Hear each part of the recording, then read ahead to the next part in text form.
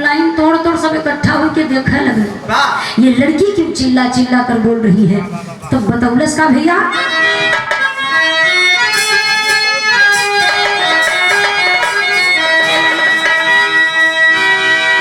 कवन है करना जोगिया जोगा बहारा मावाले हो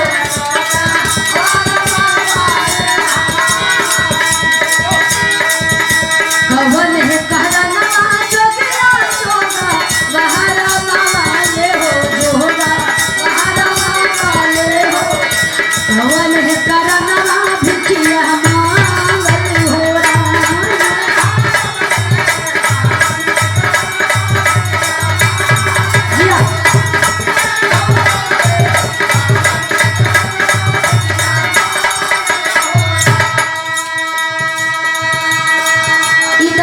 लेकिन भाव पर गौर करेंगे। अरमान हाथ जोड़कर रो करके कहती है, क्या कहती है? जतिया धरा मावा छूटला बाबा महातारिया हो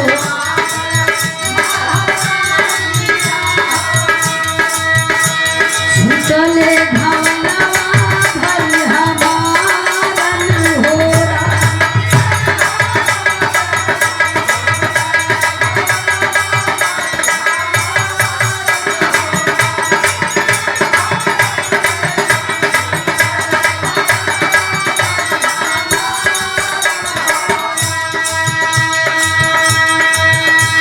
मैं पाकिस्तान की नहीं हूँ, मैं हिंदुस्तान से आई हूँ।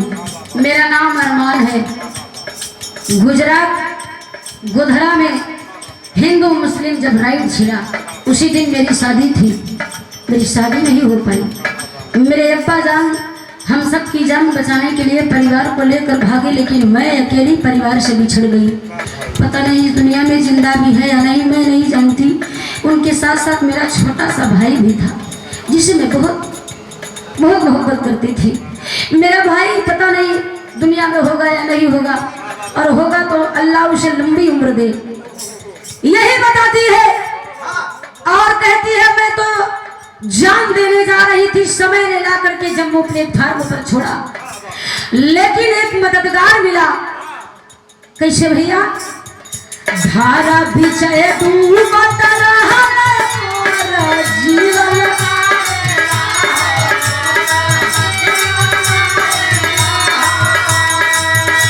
बनल मनोज खेवन हारन होता।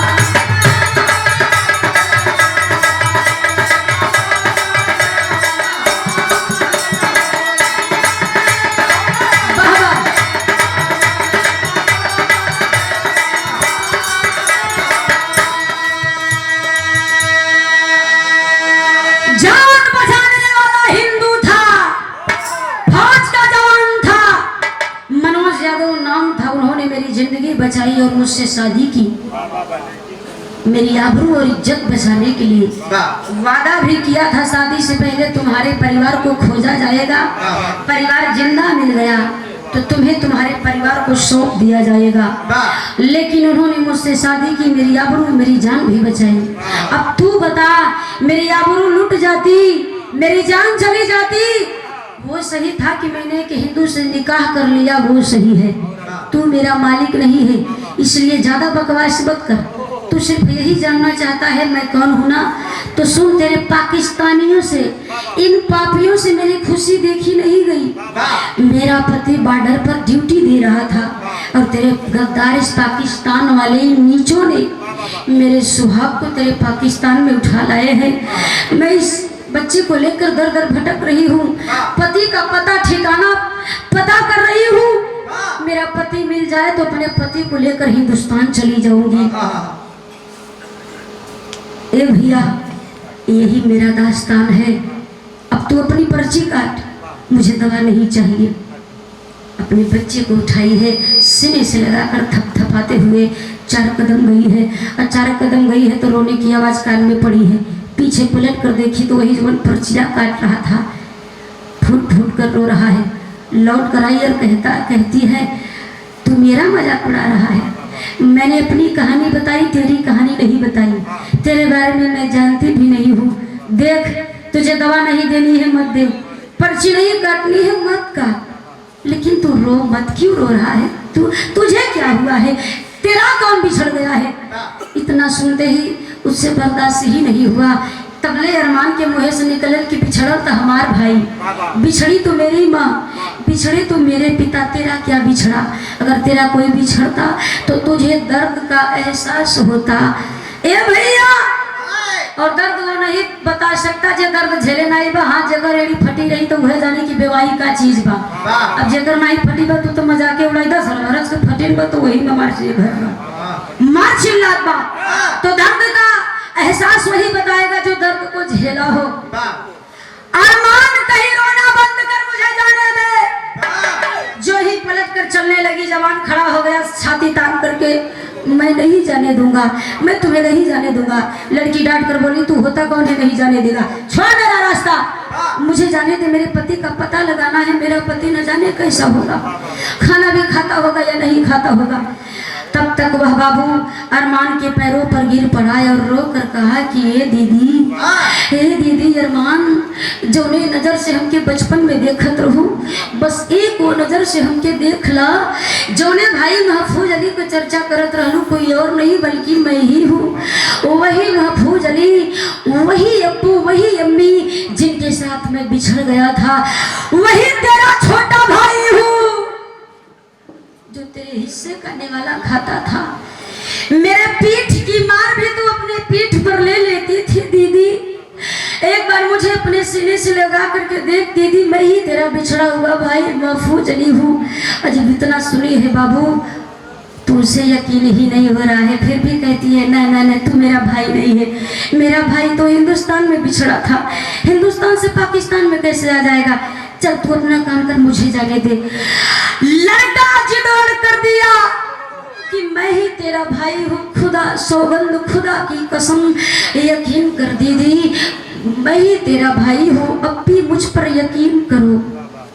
जब खुदा का वास्ता देता है, और तब अरमान बच्चे को टेबल पर लेटा करके अपने भाई को सीने से लगा कर रोने लगी। वहाँ अस्पताल में जो आसपास के लोग हैं सभी देख रहे हैं, सबके आंख से आंसू गिर रहा है कि वाकई में अल्लाह भी, ईश्वर भी कहाँ का कनेक्शन कहाँ से जोड़ देगा कोई नहीं कह सकता।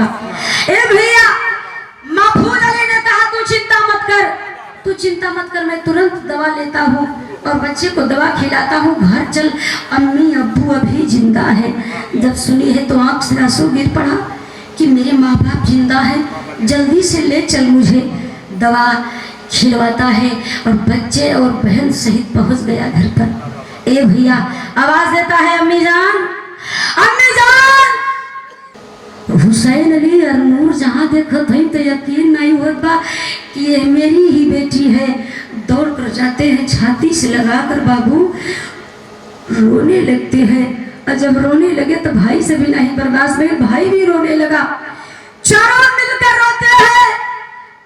बेटा सारी बात पिता को बताया तो हुसैन अली ने कहा, आज मुझे हिंदू जाति पर नाज है, हिंदू जाति पर गर्व है। अगर मनोज यादव ना होता तो मेरी बेटी का क्या होता? तू चिंता मत कर, हम मिलकर तेरे पति को ढूंढेंगे। और ढूंढना शुरू कर दिया।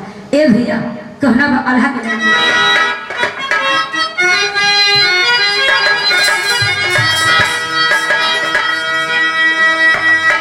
अरमान खो जाए पति के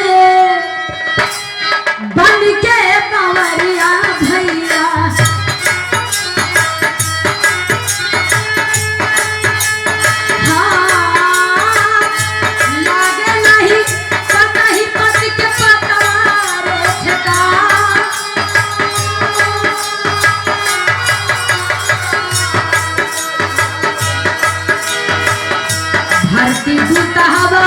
से कैली संपर्क ले पंचो,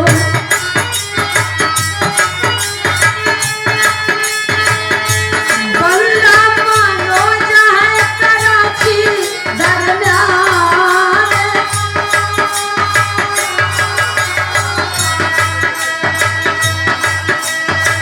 4-5 एक हफ्ता बीत गया।